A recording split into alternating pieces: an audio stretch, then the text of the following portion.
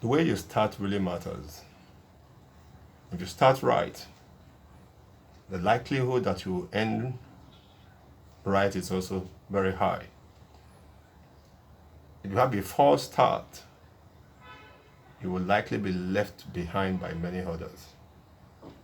So, yeah, the way you start is very, very important. Today, we will be talking about marriage. The title of this series is called Before Marriage. My name is Oke Umeokafo. I am a marriage counselor. I love marriage. I love relationship. So why do marriages fail? And why is it important that you start right? In a relay race, the guys that start right, the guys that change the baton right, have a higher propensity to win the race. And so goes with marriage. If you start right, if you choose right, if you start right, if you understand the concept, then you will likely have, or you are on your way to having a blissful marriage. So what do we mean by starting right? It starts from your thinking of what marriage is, the concept. Many people have wrong concept and thinking of what marriage really is. If you ask an average guy, why do you want to marry this lady? He says that maybe the parents are rich, or she's beautiful, and this, that. It's about what they want to get from the person. Ask an average lady, why do you want to marry this guy? It makes me laugh. It's charming, it's tall, it's this, it's that. And all these really reasons are, they are good. They are good reasons. Don't get me wrong. But this shouldn't be the main reason why you want to marry somebody. I tell you the main reason. It's called service. If you are willing to serve someone, then in turn, you are going to have a wonderful marriage. What do I mean? Yeah, let's take it this way. In the Bible, it says that marriage is compared to Christ and the church. Christ said, I did not come to serve, I came to serve. And that is why he washed the feet of his disciples, just to show them that it's important to serve. In fact, he said, the first among you must be the servant of all. And the Bible says marriage is compared to Christ and the church. Christ served the church unto death. He wasn't expecting anything really. And that was why when he was nailed to the cross and he was about to give up the ghost, he said, Father, forgive them, for they don't know what they are doing. So it was service for him all the way. There was no anger, there was no bitterness. He wasn't expecting, he came to give, and he gave, and he gave, and he gave. And that is what marriage really is. Just take it this way. You come to my house. I give you a nice room. I cook you a nice meal. I put you in an air-conditioned room. I make you feel great. I wash your feet. I iron your clothes. I do everything for you. And then I invite you back the next day. Obviously, you want to come back. You feel valued. You feel important. I've made you important. I've made you valued. You will like me because I served you. And that goes for marriage.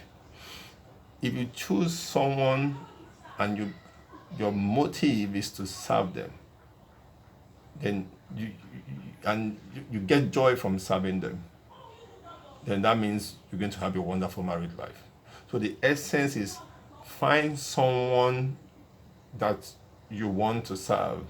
And when I mean want to serve, your whole aim is to make sure, or is to see this person become the best God has called them to be, not who you want them to be, who God has called them to be. So you must first of all get into them and understand who they really are. Understand what their likes are, their dislikes are, what their life aim is. And if it's something that you feel attracted to, you feel you can help them become. Then you have a partner. Your essence of it all is to serve an imperfect person. Remember, you are completely imperfect yourself. So, and you are called to serve an imperfect person. So, the essence of marriage, the thinking behind marriage is simply one word: service. If you're going to find joy in serving someone, even when the person is not doing what they ought to do, your joy is to serve them, you will serve them. If you are coming there to be served yourself, the day the person stops serving you, the marriage falls apart. But if you are coming to serve, no matter what happens, your joy is to serve. It's just like a mother and the kids. Mothers are known to root for their kids. So you don't love your child because he's intelligent. No, you love your child because you love that child and you root for that child and you want that child to become all God has called them to become, and you do all you can to help them become. So even when your child is, the whole world sees your child as a devil, you say no, it's getting better, it's going to change, it's going to turn a new leaf. You are their angel. You help them become everything God has called them to be. And is it strange that not many kids love their mom? I don't think so, because the mom go out of their way to serve their child. Sometimes the service might be too much anyway. Yeah, but yeah. So the same thing. If you go out of your way to serve your spouse, no matter how wicked they are, no matter how evil they are, there will be a turning point one day. There will always be a turning point one day.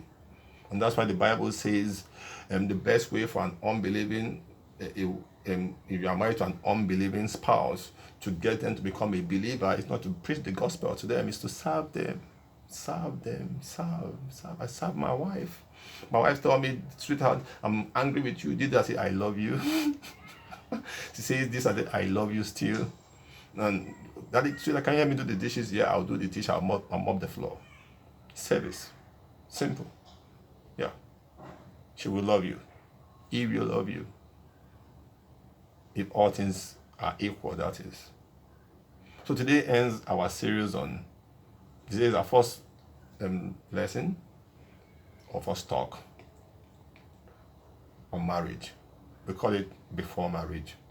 If you understand this very concept, the essence for marriage is service, then you are on your path to having a wonderful married life. Even if you are married already, you can still go back now and understand this and say, yes, okay, I married this guy because of his money, or I married her because she's fine, blah, blah, blah, all I could get from him or her, that's why I married her or him.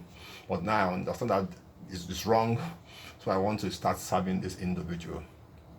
And believe me, it's going to be difficult. We are completely flawed beings. We are imperfect at our best. And when you serve someone, you edge them up to the point of perfection. Because at that stage, the only thing you see is how to make them better, how to make them look good. Just imagine making your boss look good. He promotes you. Many bosses will promote you just for making them look good.